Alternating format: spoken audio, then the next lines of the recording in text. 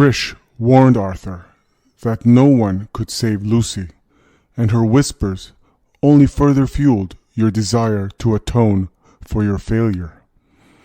Recently, visions have been haunting Trish's dreams, where creatures of the darkness sacrifice themselves to empower the thing that once was Lucy. You must stop this profane ritual before it is complete.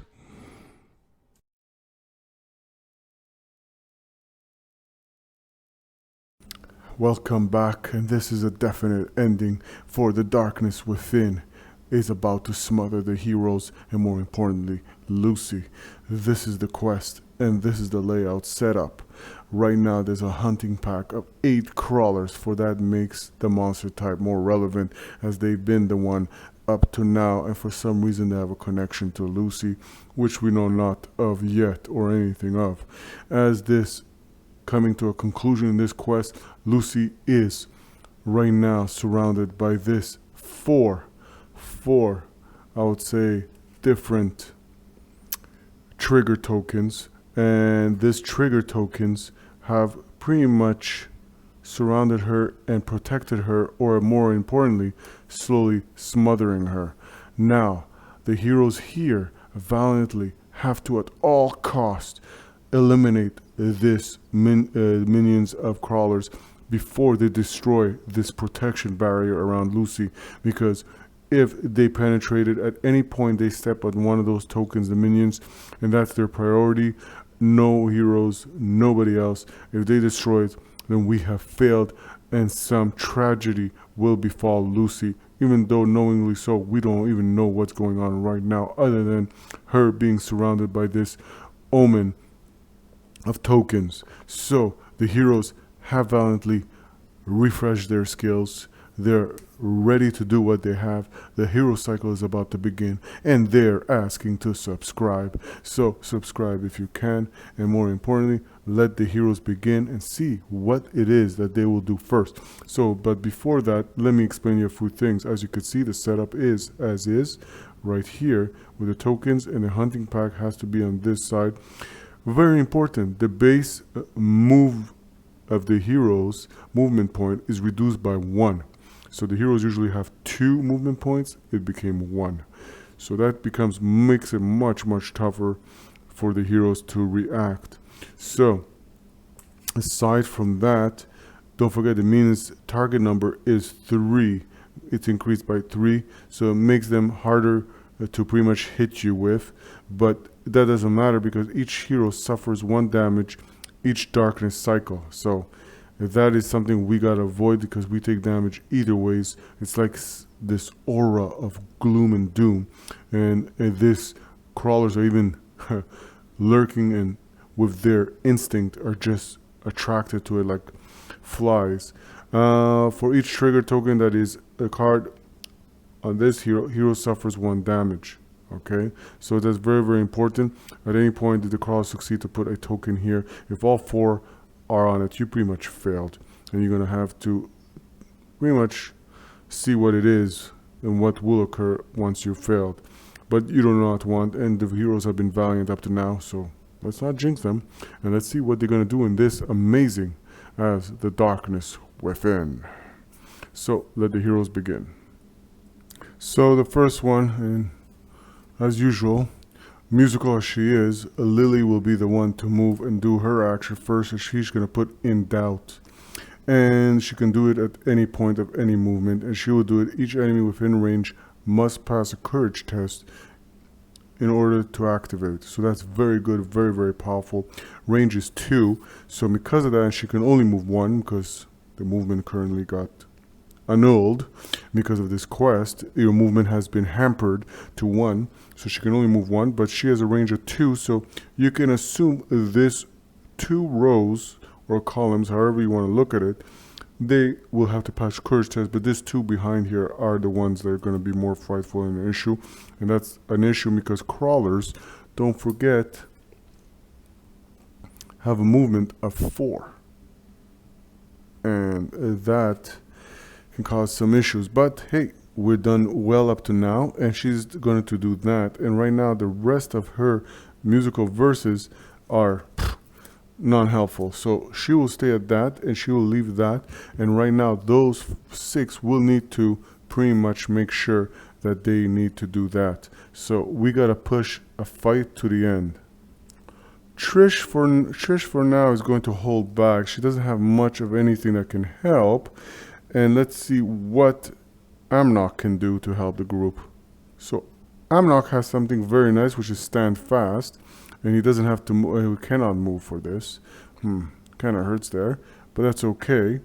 And what he's going to do is grant all heroes 1 target number lower to courage test, and there's no reason for courage test in this case, but plus 1 die 10 for hero attack actions. And this is just a reaction, and that's very, very important because we want to make sure that we succeed in any attack. Okay, and the next thing is he will do this, last rites. If he doesn't move, which he won't move, and by the way, he's in a perfect position. He's right here, Amnok. Okay, and he will get 2 die 10 because of this, because he didn't move, and plus, because of his stand fast, he will get another 1. Okay, that would just 3 alone, just because of those 2. This will obviously is an action, it's the only action he can do. And based on his faith, he will have X amount of targets. Okay, so in this case, he has the original target, and he is able to target 3 foes because he has 3 faith right now, thanks to last rites, which give him. No, last rites does not give him. So sorry for that. Let me make a correction. But stand fast does. And if you don't know what I mean by that, if you look here, stand fast has faith right here, which this one does not. So he has 2, and he will target 2 foes in this case. So that's what's going to happen, but it is going to raise the AP by 2. So the AP is at 2 right now, and let's see if he could do anything. And right now, his target from here will be this, this, and this. So this pretty much 3 will get eliminated if he successfully attacks. Now, he's going to have 1 fate die. He's going to have 2 because of his last rites, and 1 is because of his steadfast, and another one Amnok will have because he's a great acolyte. So his target number is 4 or greater, and at this point he has much successes. Oh, the dice kind of rolls off sometimes. 0, 5, 0, and at this point he has much success, and he will eliminate this crawler, and this crawler. Okay, and that's a well done attack, and that kind of eliminates them, and he will bring his threat level to 3. Lance won't do anything other than ready 4 ammo.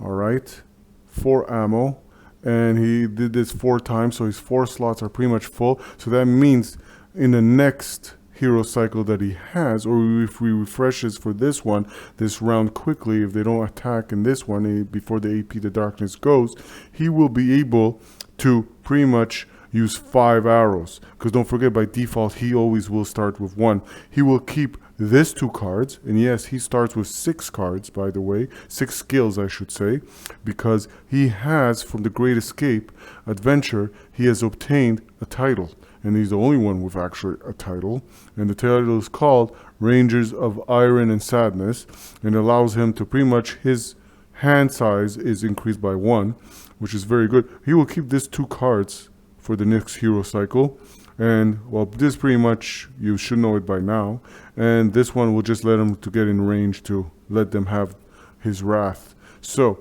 that's what he's going to do. Now we could end the hero cycle right now, and it won't have much an effect on us because we didn't do anything serious other than Amnok, who has increased the AP by 2. And again, loot is not of relevant here. Even though he has slain 3 foes, he would usually get 1 treasure.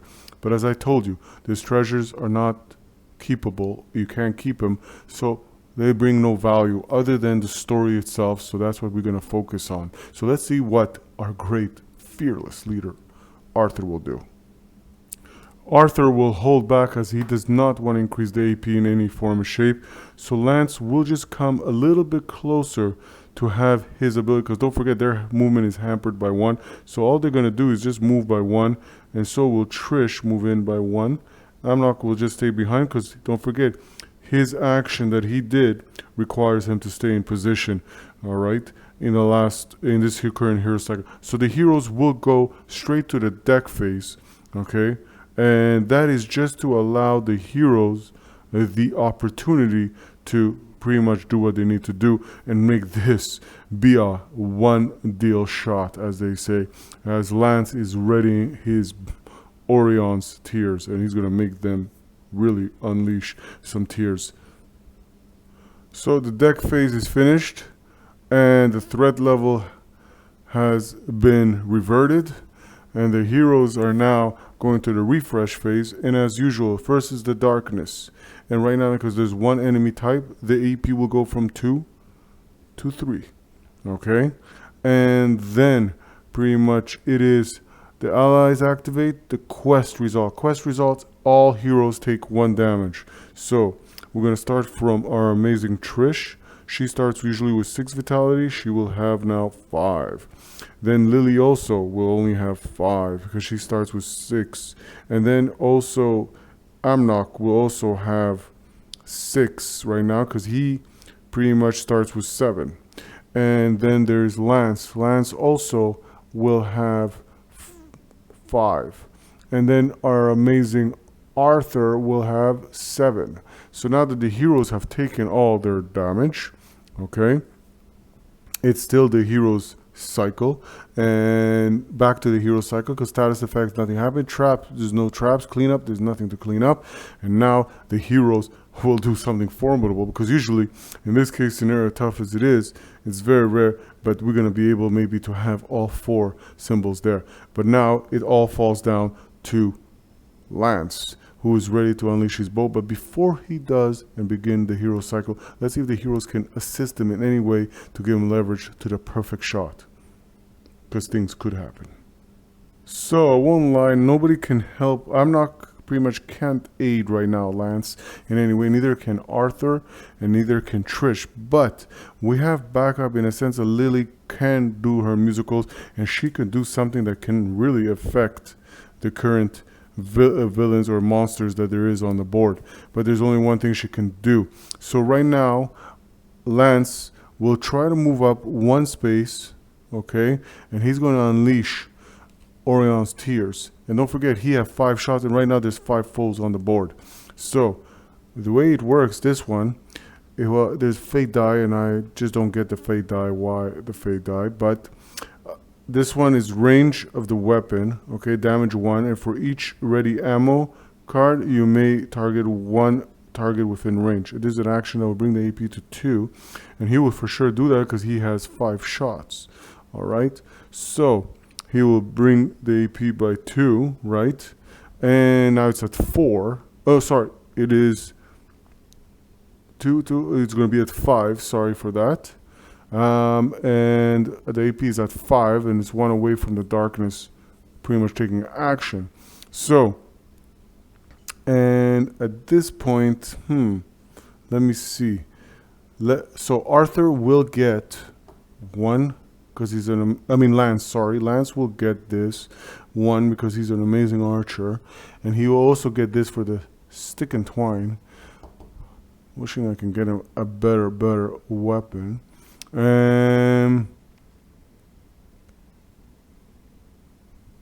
Okay, and then that's it. He does not get any other bonuses or any other effects from it. So let's see, and let's roll.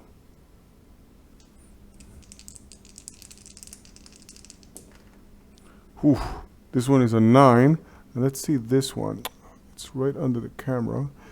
And this one is a 1. So a 1 and a 9, I think this speaks for itself. Lance unleashes Orion's tears and pierces 1 crawler after another. So this one within range of the 3. Because stick and twine, stick and twine, actually the range is 4. Here, let me show you what I'm speaking of. It's right here is the range, and it's 4. So, all right, and that's 1 foe, that's 2 foes, and everybody's within range, 3, 4, and 5 foes valiantly. This was a quickest round of a mission or quest, I should say. So the heroes have successfully averted anything happening to Lucy, or at least the tokens triggers from being pulled in any sense. But now, more importantly, here, let's return Lance's weapon because he kind of feels he needs it. But because that has been successful, the heroes have done, if at least one triggered token is on the tile, you gain Kira's Tear. It's a blue item card. Okay, so let's see what that is. And Kira's Tear is this. This is a buff, okay? And it's equipped in a ring slot. And the heroes have pretty much only one ring slot, all right? Maybe Ulysses will change that, etc. And it gives, if you keep it, decide to keep it, attack 4 fate die. It gives. This will be good, I think, for Lily, because she's versus, they used a lot of fate die. So, and this has a special, okay? Special, and I'll try to avoid using this special, but it says discard this card to reduce the AP cost of each hero card played by any hero to 0 for 1 hero cycle. That's very, very powerful. But I would keep this in all dire situations unless we confront a boss, and not even a mini boss, a boss. So in this case, I would say this is very powerful. It's a blue item, and Lily will be the one to hold on to it. But sadly, she cannot, because she has already something equipped in her ring slot, and it's her family heirloom. It's a family crest, and she cannot get rid of it because it gives her +2 fate die, even though this one gives 4. Okay. And this one to attack only, while the other one gives fate die for anything. So in this case, not to lose it, Amnok will hold on to it. All right, because it is a powerful artifact to have. So thank you for watching, and I hope you enjoyed this quick quest of resaving Lucy, who seems to always find herself with the darkness, and the darkness within might have been averted. The ritual was interrupted. With a screech of hatred, Lucy vanishes.